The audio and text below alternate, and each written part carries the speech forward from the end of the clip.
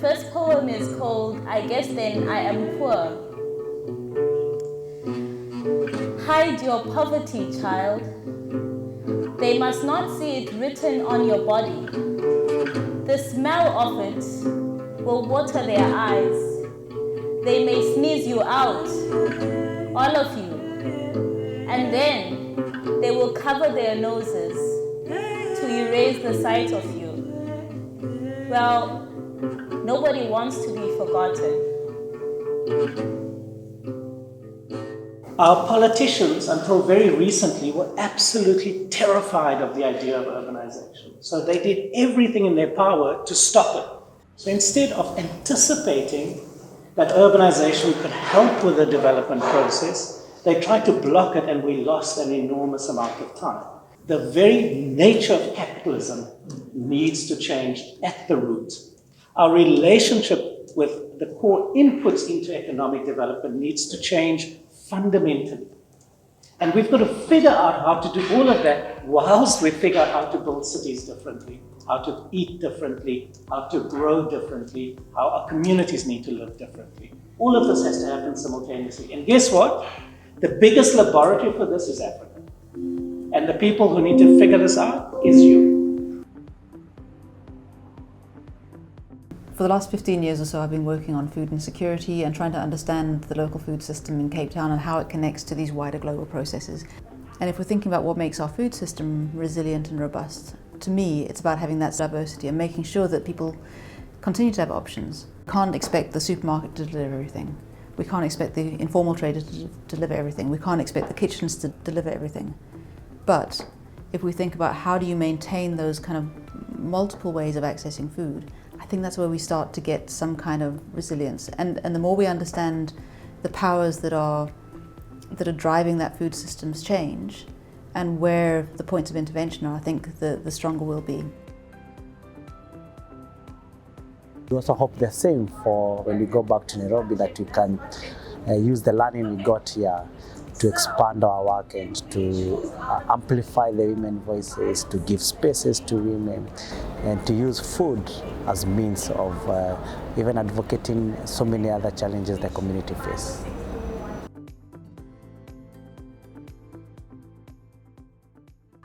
Who is the food system that we have today? Who is it designed for? And how has that design evolved over time? There has been a deliberate structuring of the food system to suit a certain need. They discovered that the land between the coast and the Pearl of Africa was a beautiful land perfect for European occupation. And so they took the land. They pushed the Africans from the land and they put them into concentration camps.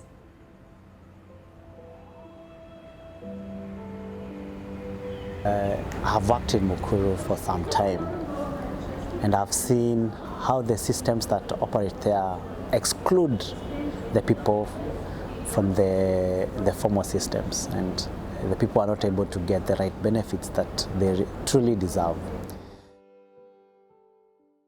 Within the first 2 months of lockdown, I had the privilege to sit in one of these online platforms where they discuss what kind of help would be needed for the communities, and I would hear how they would be distributing what sort of foods and to create this food parcel. For companies to be able to donate, or supermarkets, they were only too happy to get rid of old stock that has been piling up and gathering dust. Some had gone way past their expiry date, and people would actually film, and we would see how old and how stringy the maize meal is, and that is food that is being distributed to the communities. This place is a symbol of how capitalism has been developed. Without slavery, it is very unlikely that capitalism had been successful. This is one of the pillars. And we have to recognize, especially in agriculture today, there is still a lot of slavery, a lot of modern form of slavery. The second introductory remark is about Russia's invasion to Ukraine. Be aware, the consequences will be felt everywhere in the world. Energy prices will further go up. That's always bad for poor people.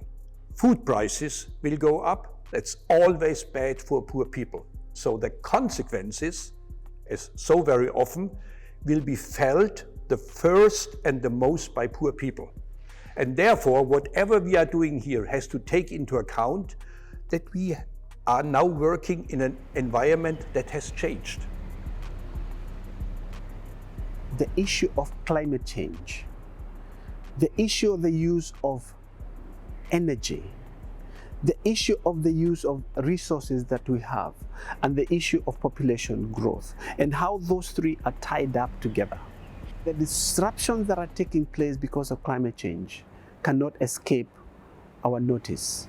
A lot of communities are faced with the question of, do you want economic development that destroys your environment and your community, or do you want to be hungry? And this is an impossible choice to make. And so how can we start really reimagining the development options that people have? Community engagement always goes with a story, and the framework is only as good as it can be if we can pack it into a story. And I think that's also now our challenge for this week, that we find a framework and a joint story that we can tell to the people we are working at. During the COVID times, a lot of work got disrupted, so the work was done, but what we missed out were interpersonal conversations, the little nuances, the missing depth of the relationships. And I think building strong relationships and building strong partnerships is really key to us for this program. What was really grounding is observing how the group that we're working with at the moment are interacting. The energy, the excitement, the ways in which different voices feel comfortable being in the space. What we're starting to learn for me is a new way of doing things, a new methodology, different levels of respect, different sensitivities. Co-research is it's short for community research, and it works with community members to co-develop and collaborate with researchers in developing questions for research, asking the questions, finding the solutions, and taking the findings back to communities. And it's a learning process, I think, for both the researcher and the co-researcher. There is the question of what and who research is for, and how can it be used to actually better community and, I think, empower agency. I mean, it is a responsibility, but it's also being able to look at problems in your community and think of solutions to them. For who is the study relevant and who says so?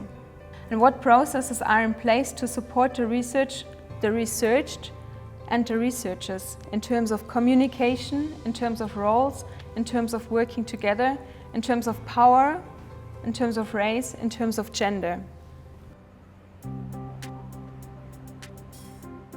Team G is proposing pathways because it's an analytical tool. It also challenges us to rethink what we have been doing. It also challenges us to take complex dynamics and future trends seriously. And the world is complex. If we talk cities, it's complex. If we talk climate change, it's complex. It's getting even more complexer if stress factors and shocks like the pandemic hits this system. And then there is this underlying challenge of the racial divide, of gender issues, etc. Pathways are also not carved in stone. So if we develop today a story, a narrative for a pathway further, it doesn't mean that we can't change it in half a year. In fact, I see a lot of moving parts, but this week I was able to sort of stitch together all those moving parts and to be able to see the bigger picture. So the privilege was to be able to connect with our sister organizations that we have been connected with online, but to connect with them in real life. It was Cape Town and it was Kenya, and we were looking at the same topic. So to be able to have that comparison, it takes me out of my box, it takes me out of my comfort zone, but it's a challenge that I gladly accept. Feel into the space, and as soon as you're ready, I want you to hold it. Look around you. I see Gabriel, I see